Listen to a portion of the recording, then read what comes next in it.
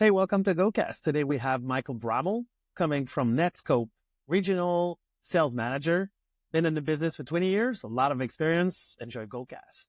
So, hey, thank you for joining, Michael. It's the GoCast, and we're talking about cybersecurity. If you don't mind just introducing yourself, and then we can get started. Absolutely. Thanks so much for the opportunity, Julianne. Really appreciate it. For those who don't know me, my name is Michael Brameld. I'm a regional sales manager at Netscope. I've spent my entire career, almost 25 years, in the cybersecurity business, always focused on enterprise accounts here in the Greater Toronto area. So happy to be here today. Excellent. Thank you, Michael. So, we've known each other for probably 15 years, but you've been in that space for 25 years. What is different in cybersecurity specifically, like 15 years ago versus today? Yeah, I mean, there's a tremendous, lot, but tremendous amount of change. But if I can kind of summarize very quickly, some of the general pieces that I've noticed over time. In the beginning, we had a very small group of technologies that we were providing. In fact, when I first started, I was working for a solution provider, and really we only had three things that we were offering at that time. There was a checkpoint firewall, there was a McAfee antivirus, and there was an RSA token. And those were like the three things. And when we went to talk to customers about IT space, we were saying, hey, you should also be thinking about security. We have three products to cover and solve your security needs. And if we look at today, what we see in the marketplace, if you ever have the chance to attend the RSA Security Conference, you'll see there are just now thousands of vendors.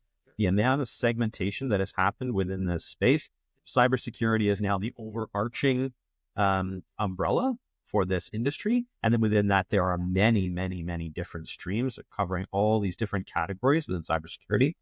So really what that's meant for customers is that it's become much more complex for them, much more difficult to operate. The level of regulatory compliance and scrutiny has gone amplified tremendously. And also the visibility that this is getting all the way up to a board level, to a C level, has Yep. increased tremendously. And so what that's creating is an environment that's very challenging for customers. It involves a lot of different people, whereas in the past, some organizations would just have one team that was looking at security. Now you have many teams looking at many different aspects of it.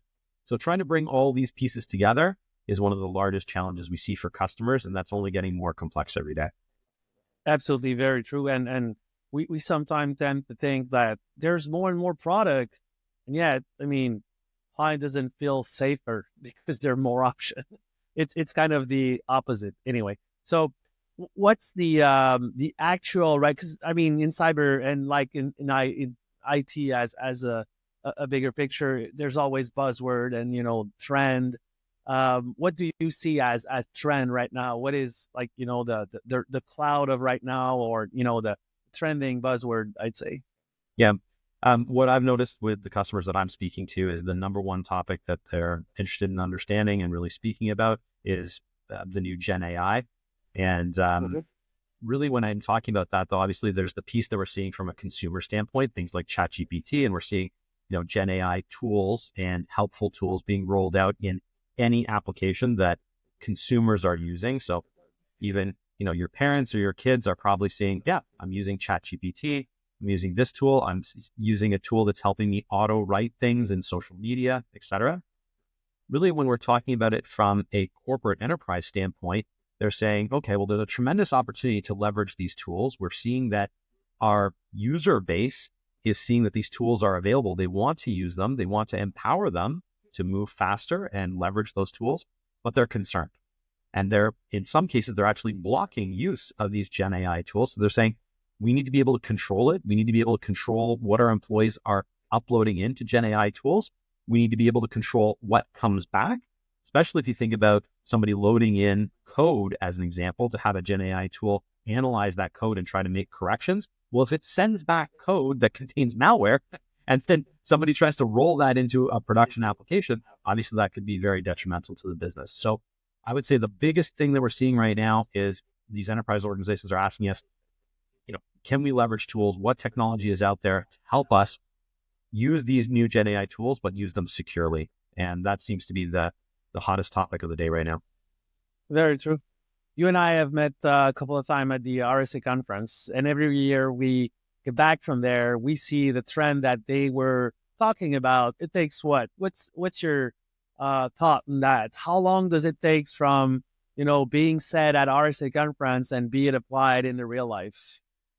It's interesting that you're absolutely right, but that time gap is shortening, I find. True. So in the past, many years ago, we would have said, oh, this is the hottest buzz, and everybody's saying it has to be this.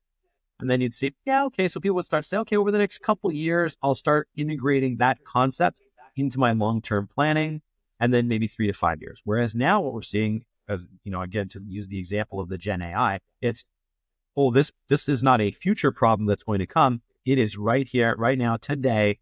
I have to put a policy in place because that problem is on my doorstep, and it wasn't there.